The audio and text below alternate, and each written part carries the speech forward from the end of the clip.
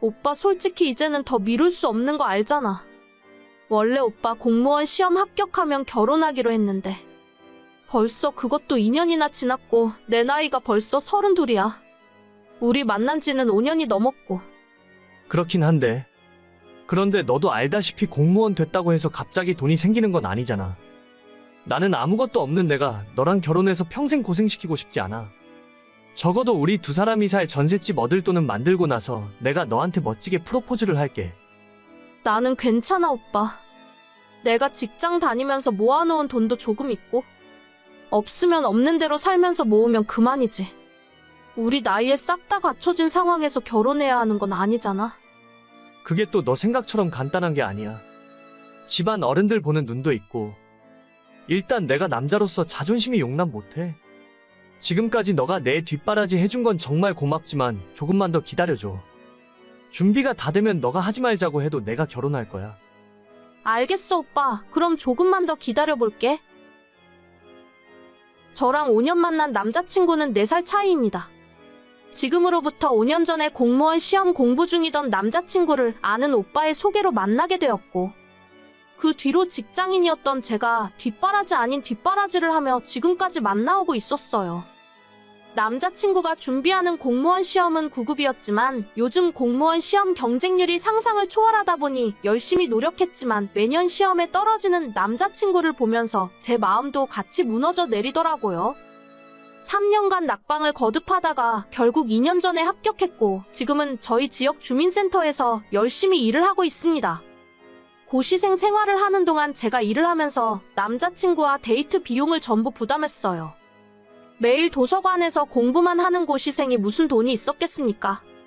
저는 일찌감치 일을 시작했기 때문에 그래도 사정이 나은 편이었고, 데이트 비용은 물론 추리닝 바람에 공부만 하는 남자친구 기죽지 말라고 가끔씩 주머니에 용돈도 10만 원씩 꽂아주곤 했었어요.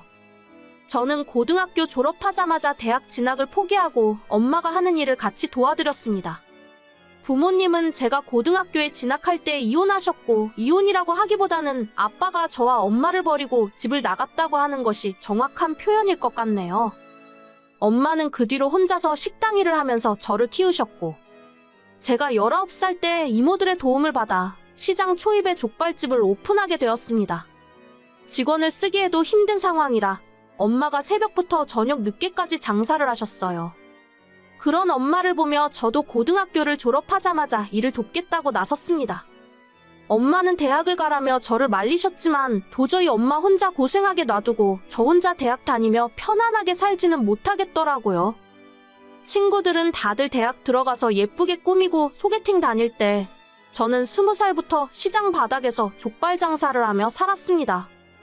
손질해서 족발 삶고 썰어서 포장하는 모든 과정 중에 힘들지 않은 건 단 하나도 없었지만 먹고 살기 위해 열심히 장사했어요. 덕분에 올해로 장사 10년 차가 된 지금은 먹고 사는데 지장은 없는 정도는 됩니다.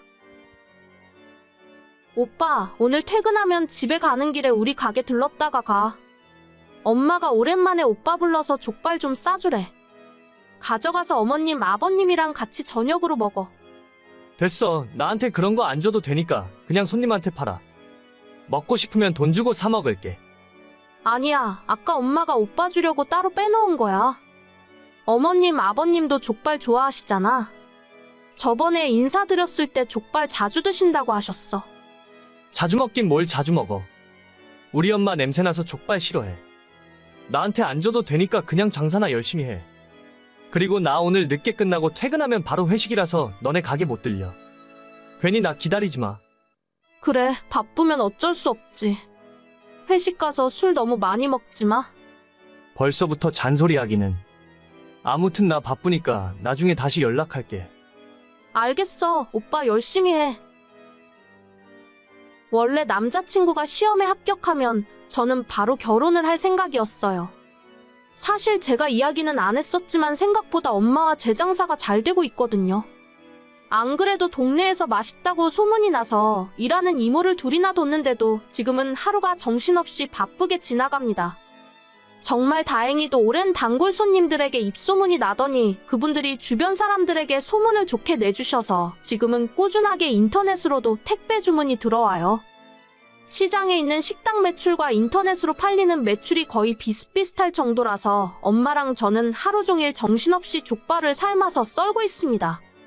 그렇게 장사가 잘 되는 덕분에 저는 진작에 남자친구와 함께 살 집을 한 채 장만할 수 있었지만 결혼 이야기가 진전이 되질 않으니 말할 타이밍이 없어서 지금까지도 집 이야기는 꺼내지도 못했습니다. 하지만 제가 결혼 이야기만 꺼내려고 하면 남자친구는 대화를 피했고 최근 들어서는 노골적으로 이전과는 다르게 냉랭한 모습이 보였어요. 생각해봤는데 나 도저히 너에게 어울리는 사람이 아닌 것 같아. 너 정도면 나보다 더 좋은 남자 만날 수 있을 거야. 우린 여기까지만 하자. 그게 무슨 소리야? 내가 오빠 두고 왜 다른 남자를 만나? 내가 시험 합격하면 돈 많이 벌어서 널 행복하게 해주고 싶었는데 나는 그런 능력이 없나 봐. 공무원 월급으로 언제 돈 모아서 전셋집이라도 구하겠어? 나 그런 거 필요 없다니까.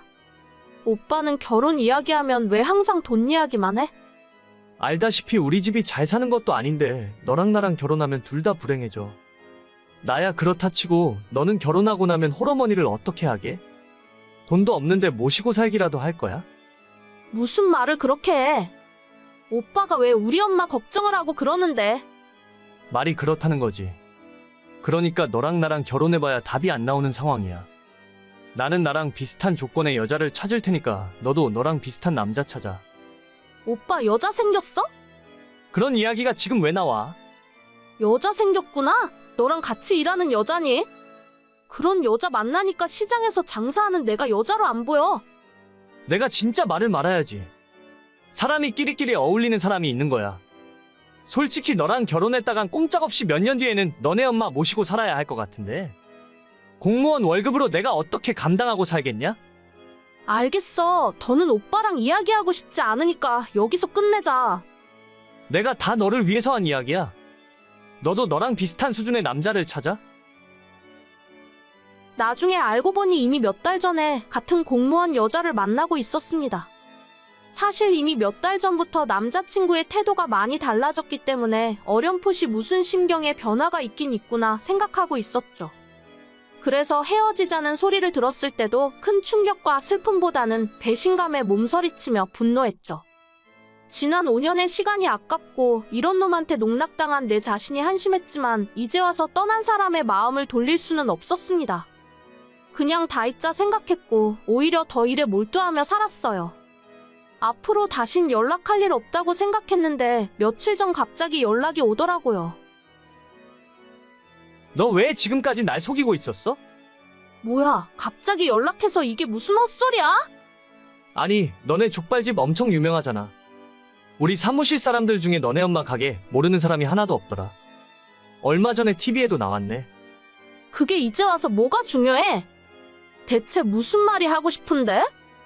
하루에 매출 얼마씩 나와? 100만 원 넘게 벌어? 내가 그걸 말해줄 의무가 있어? 아, 빨리 얘기해봐. 100만 원 넘게 파냐고. 진짜 아무것도 모르네. 100만 원 팔아서 일하는 이모들 월급도 못 줘. 보통 500 정도 팔아. 됐냐? 뭐? 500? 족발 팔아서 한 달에 1억을 넘게 번다고? 하나하나 설명하기도 귀찮다. 쓸데없는 소리 계속 할 거라면 나 오빠 차단할게. 잠깐, 내가 생각해봤는데 우리 5년 만난 정이 있는데 어떻게 이대로 끝내? 일단 이번 주말에 잠깐 만날까? 내가 밥이라도 한번 사줄게. 진짜 정 떨어진다. 이런 남자가 뭐가 좋다고 5년 동안 쫓아다녔는지. 이제 차단할게. 앞으로 연락하지 마. 잠깐만, 내 말 좀 들어봐. 왜 돈 잘 번다고 미리 이야기 안 했어? 어디서 주워들었는지 제가 돈 많이 버는 줄 알고 연락을 하더라고요. 매출이 저 정도 나오는 건 맞아요. 근데 저 인간이 장사를 한 번도 안 해본 사람이라 1억 벌면 1억 남는 줄 아나 봐요. 재료비에 인건비도 빼고 월세 빼고 세금도 따로 빼놓고 나면 그렇게 엄청난 부자는 아니고 엄마랑 먹고 살 정도 수준은 됩니다. 사실 그것보다 지난 5년 동안 제 옆에서 그렇게 봤으면서 어떻게 전혀 모르고 있었는지 그게 더 한심해요. 사람이 끼리끼리 맞는 사람이 있다고 하더니 그 말이 정말인가 봐요. 난 아무것도 필요 없으니 결혼만 하자고 했을 때도 눈치를 못 채다가 이제 와서 뒤늦게 이러는 걸 보면 너무 한심합니다.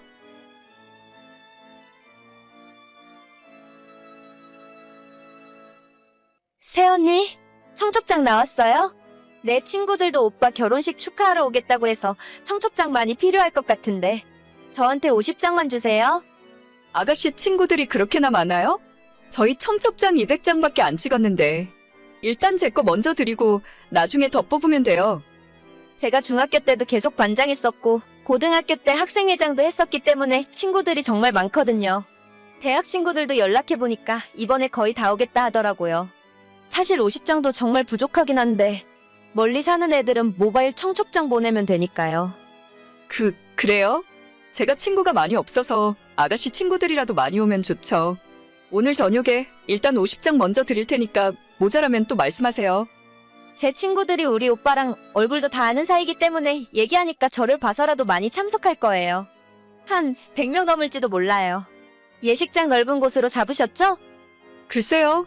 그렇게까지 많이 오면 다 감당할 수 있을지는 모르겠네요. 그래도 예식장에서 100명 정도 더 오는 건 괜찮다고 했어요. 알겠어요. 그래도 제가 주변 언니들 결혼식 몇 번 가봤는데 사람 없으면 엄청 설렁하고 불쌍해 보이더라고요. 무조건 많이 오는 게 나은 거니까 저만 믿고 있으세요. 저는 지난 7월에 결혼해서 새 신부가 되었습니다. 성격이 좀 내성적이고 친구들을 많이 사귀는 편이 아니라서 결혼식 올리기 전부터 걱정이 되더라고요. 부모님 친척분들과 정말 결혼식에 와줄 것 같은 친구들 몇 명, 그리고 직장 동료 몇 분을 계산하니까 저를 보러 와주는 하객은 100명이 채 되질 않았습니다. 그나마 남편은 조금 친구들도 있었고 축구 동아리 활동도 하기 때문에 저보다는 사정이 나은 편이었지만 그래도 150명 정도가 한계였죠. 당일에 갑자기 못 오는 사람까지 생각해서 200명만 예약을 할까 250명을 예약을 할까 고민하다가 그래도 넉넉하게 하는 것이 낫겠다 싶어서 200명을 예약했어요. 하지만 갑자기 신호가 끼어들더니 자기 친구들만 해도 거의 100명 가까이 올 거라고 해서 놀랍기도 했지만 이게 맞나 싶더라고요. 보통 친구의 오빠 결혼식에 그렇게까지 다들 참석하는지도 모르겠고 저희 결혼하는 예식장 1인당 식대가 38,000원이었기 때문에 무작정 많이 오는 것이 반갑지만은 않았어요. 자기야, 그 얘기 들었어? 우리 결혼식에 아가씨 친구들이 100명이나 온다던데? 아까 나한테도 그러더라고. 그런데 걔들이 우리 결혼식에 뭐하러 오는 거지? 나랑 그렇게까지 친하지도 않은데 우리 집에 놀러 왔을 때 얼굴 한두 번 본 게 다야. 그러니까 내가 생각해도 우리 결혼식인데 아가씨 친구들이 하객으로 100명이나 오는 건 좀 모르는 사람이 보면 내가 친구 엄청 많은 줄 알겠다. 그러게, 그냥 다 오라고 할까? 결혼식에 사람 많이 오면 좋잖아. 걔 친구들이 다들 사회 초년생이라 돈도 얼마 없을 텐데 그래도 본인 밥값 정도는 들고 오겠지. 밥값이야 뭐 축의금으로 해결되니까. 그럼 자기가 예식장에 전화해서 우리 결혼식 예약 인원 50명만 더 늘려달라고 이야기할래? 알겠어. 내가 이따가 전화할게. 걔네들이 축가 같은 것도 불러줄 수 있다고 하길래 그것까지는 필요 없다고 했어. 그래, 나는 잘 알지도 못하는 친구들인데 축가까지 부탁하긴 좀 그렇지. 아무튼 아가씨 덕분에 결혼식에 사람 많이 오겠다. 내가 고마워한다고 전해줘. 그때까지만 해도 사람 많이 오는 것이 뭐가 문제겠냐 싶었어요. 축하해주러 온다는 것 자체가 고마운 일이었고 저희 결혼식을 위해서 신우가 이렇게까지 신경 써주는 것이 너무 감동이었죠. 그로부터 몇 달 후 저희 결혼식 날에 사람으로 꽉 차 있는 예식장을 보니 정말 기분이 좋더라고요. 제가 친구가 별로 없어서 예식장이 썰렁할까봐 항상 걱정이었는데 신우 덕분에 성대하게 마무리할 수 있어서 너무 고마웠습니다. 나중에 다 마무리가 되고 한숨 돌리고 나면 신우에게 작은 보답이라도 해야겠다고 생각하고 있었죠. 하지만 고마웠던 마음이 결혼식 축의금 정리를 시작하게 되면서 당황스러운 마음으로 바뀌었어요. 결혼식 날에 너무 정신이 없어서 정확하게 세진 못했지만 신우 쪽으로 나간 식권이 최소 80장은 넘었습니다. 하지만 축의금 명부에 있는 친구들의 이름은 50명이 채 되지 않았고 그마저도 5만 원 냈으면 양반이고 보통은 3만 원에 만 원 낸 사람도 많았습니다. 그중에 가장 악질은 3만 원 내고 식권을 4장 가져간 사람도 있었어요. 한 장에 38,000원 하는 식권이 80장이나 나갔는데 신호 손님들이 내고 간 축의금은 다 합쳐도 120만 원밖에 안 되는 상황이었죠. 아무리 적게 잡아도 최소 200만 원은 적자였고 혹시나 제가 잘못 계산했거나 뭔가 빠뜨린 건 아닌가 싶어서 몇 번이고 다시 확인했습니다. 순간 골탕 먹이는 건가 싶어서 화가 났다가 생각해보니 신혼 아이가 27인데 그 친구들이 돈이 있어봐야 얼마나 있겠나 싶었어요. 그냥 내 결혼식에 와준 것만 해도 감사하게 생각하자 싶어서 그냥 넘어가려 했는데 신혼여행 다녀오고 며칠 지나서 신호가 제게 연락을 하더라고요. 언니, 신혼여행은 잘 다녀왔어요? 우리 집에 한번 인사하러 올 거죠? 네, 가야죠. 아버님, 어머님한테 인사드리고 아가씨 줄 선물도 사왔으니까요. 진짜요? 내 선물까지 사왔어요? 다른 게 아니라 언니 결혼식 날에 내 친구들한테 들어온 축의금은 올 때 챙겨서 저한테 가져다 주세요. 네? 뭐라고요? 아가씨 친구들 축의금 낸 걸 돌려달라고요? 네, 맞아요. 제 친구들이 저 때문에 와서 낸 돈이니까 제가 가지는 게 맞죠. 나중에 친구들 결혼하면 제가 가서 갚아야 하는 돈이에요. 그래도 그건 계산이 좀 이상한 것 같은데요. 아가씨 친구들 와서 먹은 밥값이 있는데 무작정 축의금을 달라 하시면 저희도 곤란해져요. 아니, 그거 밥값 얼마나 한다고. 원래 결혼식에 축하해주러 왔으면 당연히 밥은 줘야 하는 거 아니에요? 제 친구들이 뭐 언니 얼굴 보려고 그날 온 줄 아세요? 안 와도 되는 결혼식인데 저 때문에 그렇게 사람 많이 왔으면 고마운 줄 알아야지. 요즘 세상에 하객 알바도 돈 주고 쓴다는데 제 친구들 밥값 정도는 언니가 부담해야 하는 거예요. 제가 먼저 와달라고 한 적 없어요. 아가씨가 친구들 데려오겠다고 먼저 그랬잖아요.